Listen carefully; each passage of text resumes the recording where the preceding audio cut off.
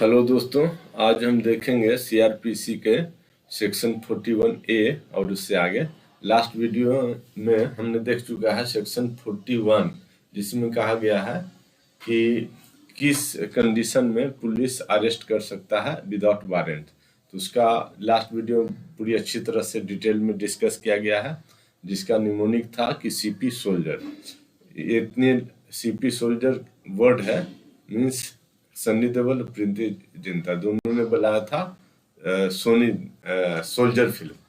हालांकि सनी देओल नहीं बनाया था, उसका भाई बॉबी देओल बनाया था। लेकिन सी से सनी देओल का भाई बॉबी देओल और पी से प्रीति जिंटा फिल्म बनाया था सोल्जर। इसी पे आधार है कि पूरा इस कॉग्निजेबल ऑफेंस है सारे, और कौन कौन सा ऑफेंस है जो करने पर पुलिस विदाउट वारंट अरेस्ट करेगी। तो सी से है कॉग्निजेबल ऑफेंस, पी से है प्रोक्लेम्ड ऑफेंडर, एस से है dealing with stolen property, S से है स्टोलन प्रॉपर्टी, ओ से obstruct in performing the duty by police, L से है lawful work, obstruction in lawful work कोई भी कर रहा है, पुलिस के अलावा भी कोई भी कर रहा है ऑफिशियल ड्यूटी, चाहे वो डेली बेसिस वर्कर ही क्यों ना हो, but duly employed by the government. तो लॉफुल वर्क कोई कर रहा है, आप उसको रिमूव कर रहे हैं, ऑब्स्ट्रक्ट कर रहे हैं, हटा रहे हैं, रिस्ट्रिक्ट कर रहे हैं, तो आपको अरेस्ट किया जा सकता है। डी से डेजर्टर, एयरफोर्स आर्मी नेवी का है, जो 28 दिन से अधिक एब्सेंट विदाउट लीव रहते हैं, वो डेजर्टर कहलाते हैं। उसके बाद आई से है कि आई का इंफॉर्मेशन है, इंफॉर्मेशन के आधार पर कि कहीं आपने इंफॉर्मेशन मिला कि किसी से कि क्रेडिबल इंफॉर्मेशन, विश्वसनीय इंफॉर्मेशन कि कोई कॉग्निजेबल ऑफेंस किसी के द्वारा किया गया तो उसको अरेस्ट कर सकती है पुलिस। इससे है एक्सट्रेडिशन ट्रीटी है, और किसी कंट्री से रिक्वेस्ट आया कि हमारे यहाँ अपराध करके आपके यहाँ भागा है आपके कंट्री में, उसको अरेस्ट करके मुझे दिया जाए, तो पुलिस अरेस्ट कर लेगी। आर से है रिलीज कन्विक्ट, मतलब जो कन्विक्ट है, पैरोल पे किसी वजह से रिहा किया गया है या छोड़ दिया गया उसको गवर्नमेंट द्वारा, और वो फिर वो कंडीशन को वायलेट करता है, तो उसको अरेस्ट किया जा सकता है। तो देखते हैं section 41A appearance before police. अब हम तो ये देखे थे कि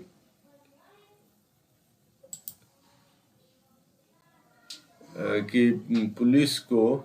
नोटिस कौन देता है, कोर्ट देता है before appearance before the court, लेकिन पुलिस भी नोटिस दे सकती है दोस्तों। ये है लिखा हुआ सेक्शन 41A में, पुलिस नोटिस दे सकती है। और यह है कि the police officer shall in all cases where arrest of a person is not required, है ना। उसी केस को छोड़ के 41A में क्या कहता है, सीपी सोल्जर कहता है। सी से अगेन बताता हूँ, सी से कॉग्निजेबल ऑफेंस, पी से यदि प्रोक्लेम्ड ऑफेंडर है तो सोल्जर, ए से स्टोलन प्रॉपर्टी, एल से लॉफुल वर्क कर रहे हैं उसको ऑब्स्ट्रक्ट कर रहा है, वो से ऑब्स्ट्रक्ट कर रहा है पुलिस को ही, एल से कोई भी लॉफुल वर्क कर रहा है तब ऑब्स्ट्रक्ट कर रहा है, उसको रिस्ट्रिक्ट कर रहा है, बाधा पहुंचा रहा है काम में। और डी से डेजर्टर है, आई से इंफॉर्मेशन के आधार पर कि कहीं मर्डर हो गया, बम छोड़ दिया किसी ने, बंदूक चला दिया किसी ने, दंगा हो गया, तो जाके पुलिस इंफॉर्मेशन के सिर्फ आधार पर अरेस्ट कर सकता है। इसे एक्स्ट्राडिशन ट्रीटी है किसी कंट्री के साथ, तो रिक्वेस्ट आया विदेश के कंट्री से तो अरेस्ट कर सकता है। और आर से रिलीज कन्विक्ट है, और पैरोल का वायलेशन किया है या जिस बेसिस पे रिलीज किया गया उसका वायलेशन किया है तो अरेस्ट किया जा सकता है। तो कहता है कि पुलिस अरेस्ट करेगा सीपी सोल्जर वाला जो निमोनिक है 41 में, उसको छोड़ करके, उसमें क्या है डायरेक्ट अरेस्ट कर लेगा और उसमें नोटिस देने की जरूरत नहीं है। तो उसको छोड़ करके यदि वो अपराध आप नहीं किए हो तो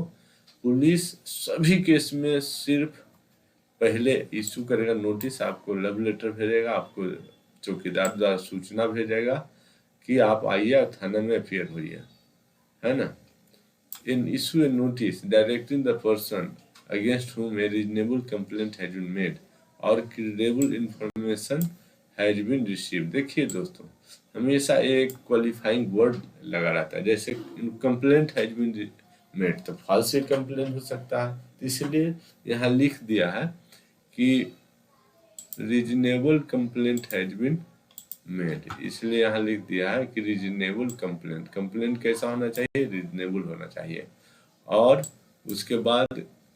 यहाँ लिखा है कि इन्फॉर्मेशन, तो इन्फॉर्मेशन कैसा होना चाहिए, क्रेडिबल यानी विश्वसनीय होना चाहिए, तभी आपको पुलिस नोटिस देगी कि आओ और थाना में अपीयर हो। उसके बाद रीजनेबल सस्पिशन, देखिए सस्पिशन में भी लगाया है रीजनेबल सस्पिशन एग्जिस्ट है, ना तो इन्फॉर्मेशन किसी ने दिया, ना किसी ने कंप्लेन किया, न्यूज़पेपर से पढ़ के रास्ते से गुजर रहा था तो उसको सस्पेक्ट हो गया exist that he has committed A cognizable offence, है ना, सस्पिशन सिर्फ है कि कॉग्निजेबल ऑफेंस किया है। तो to appear before him at such place और as may be specified in the notice, तो उसको बोल सकता है स्पेसिफाइड इन द नोटिस क्या, कि यहाँ पर आकर के हमसे मिलो, है ना, कि अपीयर बिफोर थाना में आकर के मिलो, या वो नोटिस दे सकता है, किसी के द्वारा लेटर भिजवा सकता है, चौकीदार नॉर्मली जाके इन्फॉर्म करेगा। दूसरा पॉइंट है where such notice issued to any person, it shall be the duty of that person to comply with the terms of the notice, तो उसका ये ड्यूटी है कि जाए थाना में दरोगा साहब बराबर उसे मिले। तीसरा कहता है where such person complies the notice and continue to comply with the notice, he shall not be arrested, तो वो अरेस्ट नहीं होगा। क्यों? क्योंकि भाई जब नोटिस को कंप्लायंस किया है तो अरेस्ट क्यों होगा, है ना, क्योंकि उसमें 41 में ए में फालतू कर नहीं रहा है। दूसरा एक कॉग्निजेबल ऑफेंस किया है तो इसकी जांच ही होगी ना, यदि एक पॉइंट इसमें ये है कि कॉग्निजेबल ऑफेंस किया है तो कॉग्निजेबल ऑफेंस किया तो इसकी जांच होगी, है ना। तो जब तक कि क्लियर ना हो जाए कि उसने कॉग्निजेबल ऑफेंस किया है, या जो सीपी सोल्जर है इस पॉइंट में से किसी एक पॉइंट का उसने वायलेशन किया है, तब तक उसको अरेस्ट नहीं हुआ। तो कहता है he shall not be arrested respect of the in respect of the offence referred in notice unless reason to record the police officer the opinion that he sought to be arrested, वो arrest नहीं होगा जब तक कि उसने CP soldier नहीं किया है। सीपी सोल्जर किया है तो अरेस्ट होगा, सीपी सोल्जर नहीं किया तो नोटिस किया अपीयर होगा तो इसका पक्ष सुन लेगा, और लग रहा है कि क्या है नॉन कॉग्निजेबल रिपोर्ट बनाना चाहिए, एनसीआर है तो एनसीआर बना के मजिस्ट्रेट को दे देगा, जुडिशियल मजिस्ट्रेट फर्स्ट क्लास को, फिर वो उसका ऑर्डर आएगा तब अरेस्ट करेगा। Where such person at any time fail to comply with the terms of notice or is unwilling to identify himself, है ना, तो क्या करेगा, तो पुलिस उसका अरेस्ट करेगा। तो पुलिस ऑफिसर में subject to such order may have been passed by competent court in this behalf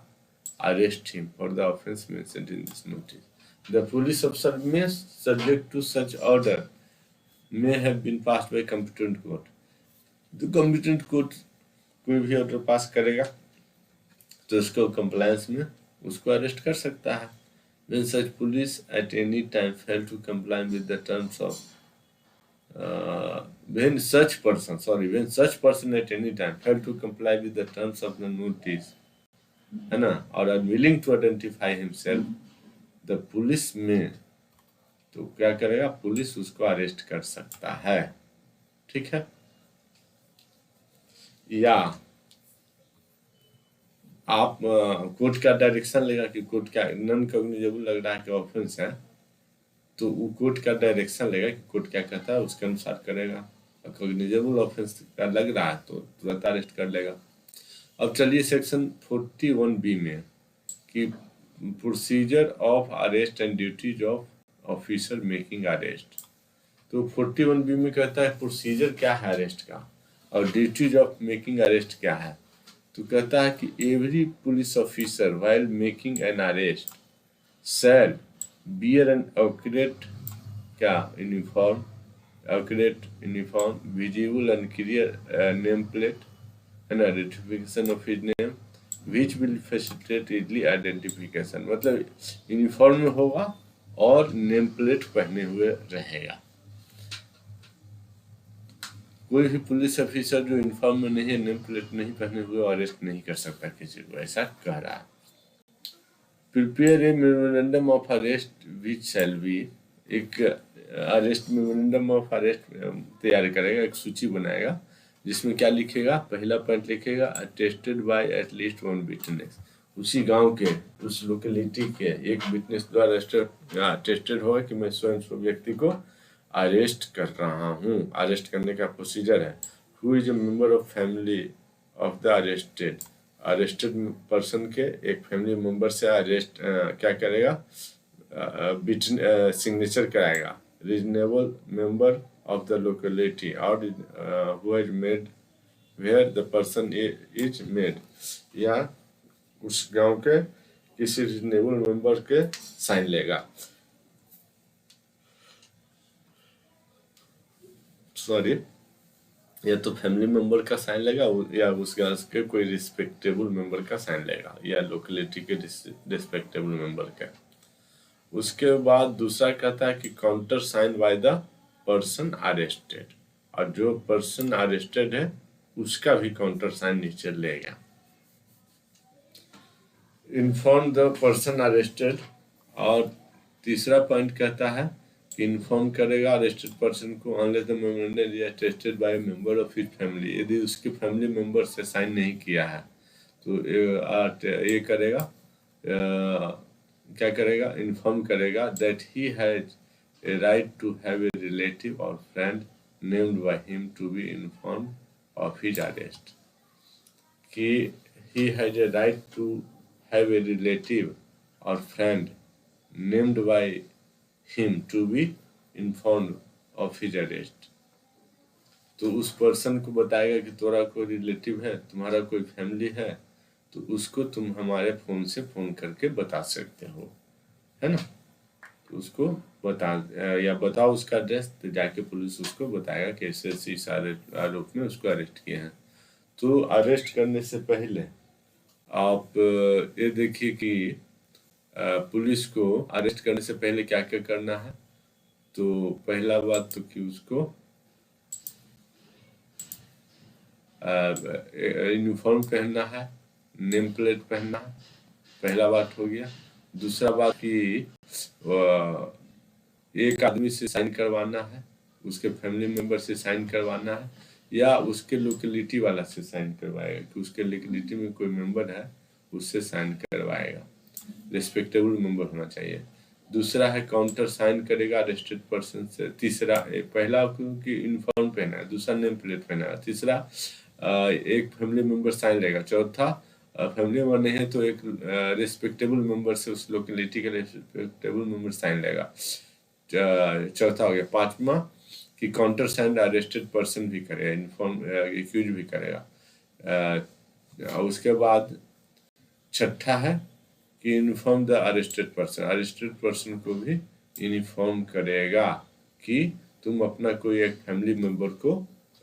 बता दो कि तुम अरेस्ट हुए हो, या वो एड्रेस बताओ, हम जाकर के बताते हैं उसको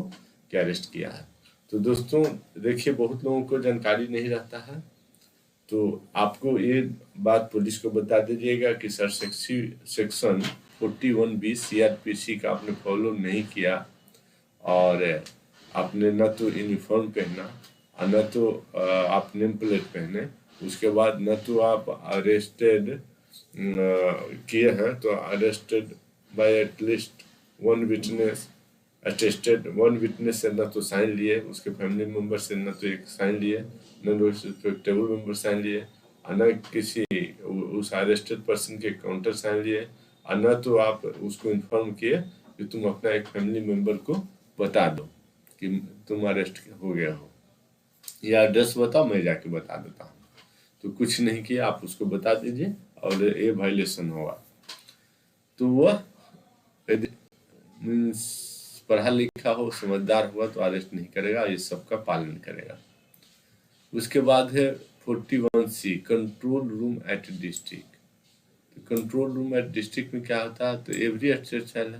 have establish A police control room, ठीक है ना, police control room in every district में होगा, एट एवरी स्टेट लेवल पर होगा, स्टेट पे भी होगा पुलिस हेडक्वार्टर का कंट्रोल रूम, एवरी डिस्ट्रिक्ट में पुलिस कंट्रोल रूम होगा। The state government shall cause to display on notice board, है ना, kept outside the control room at every district, है ना, the name and address of the person arrested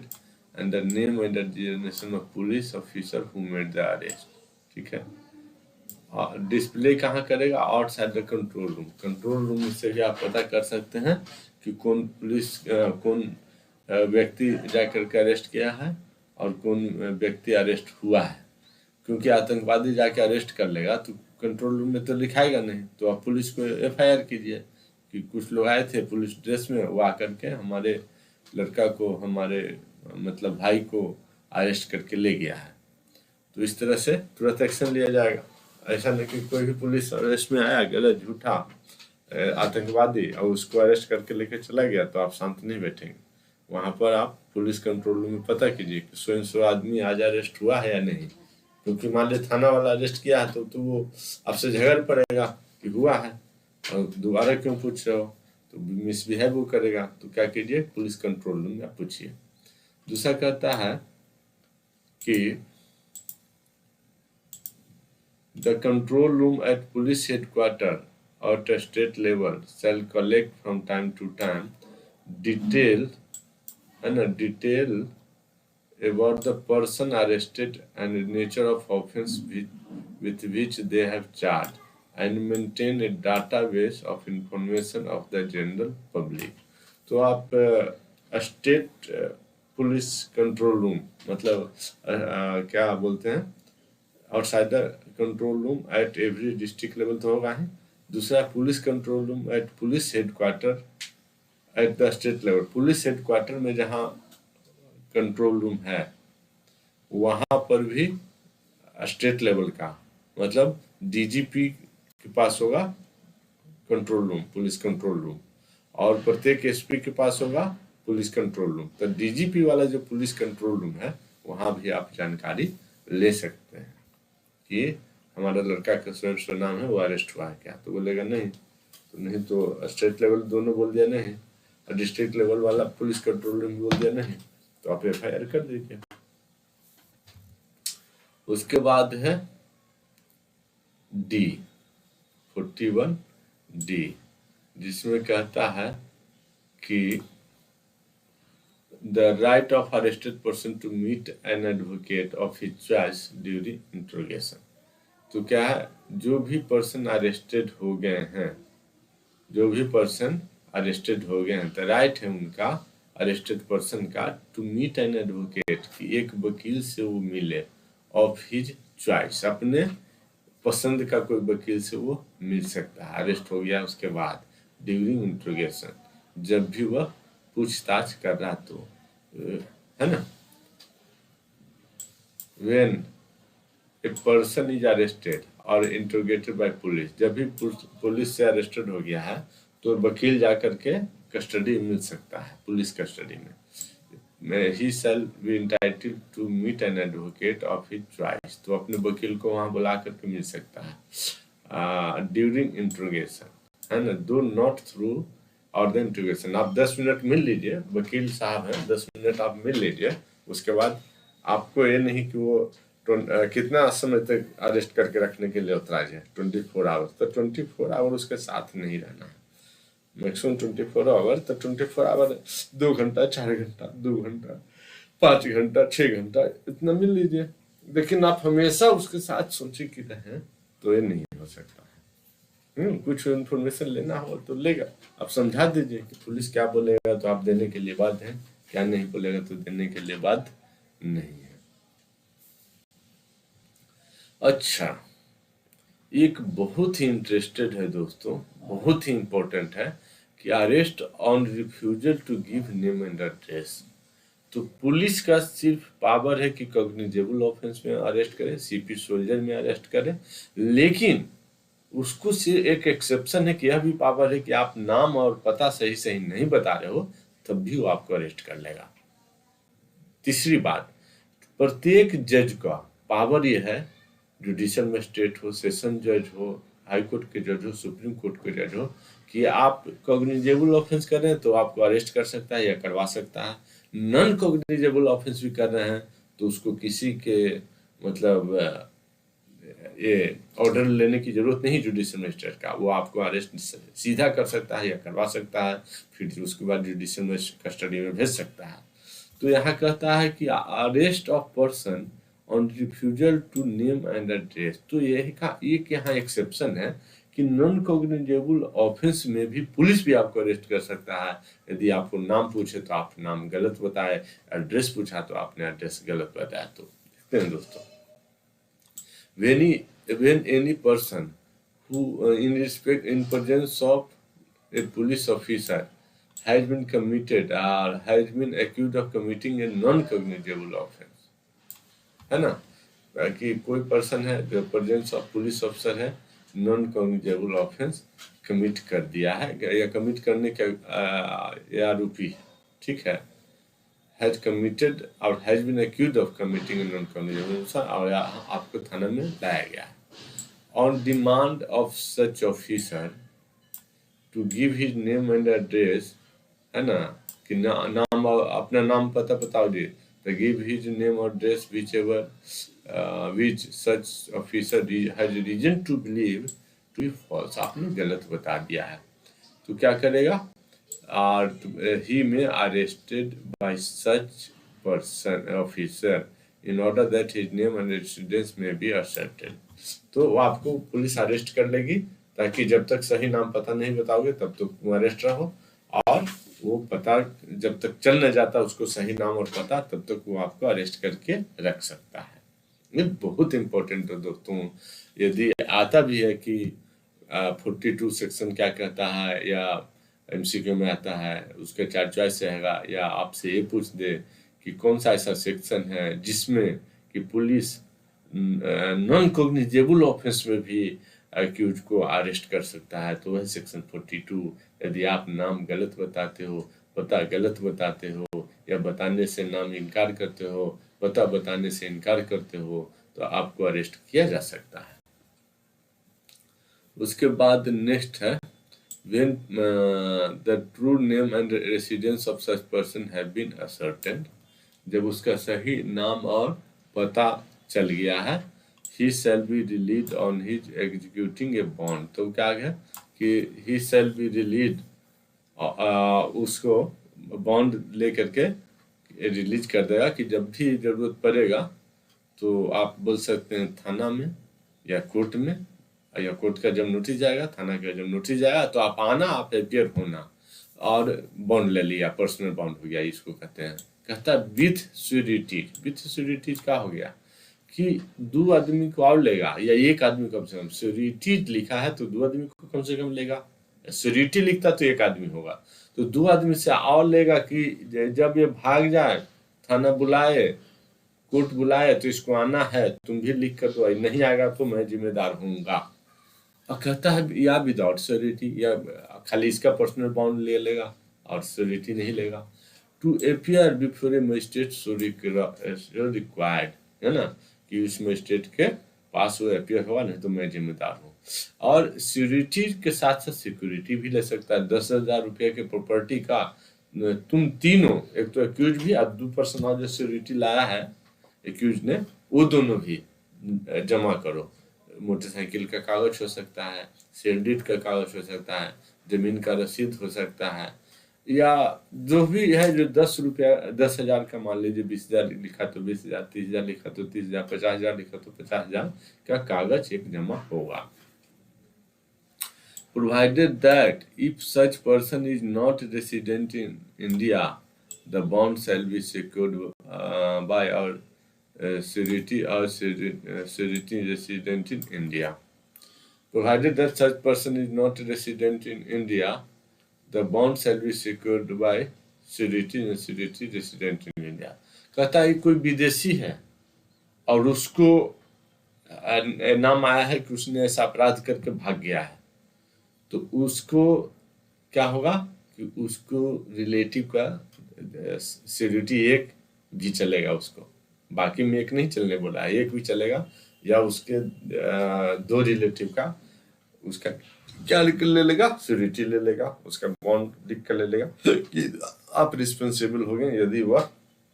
जब बुलाया जाए थाने police में नहीं आया तो।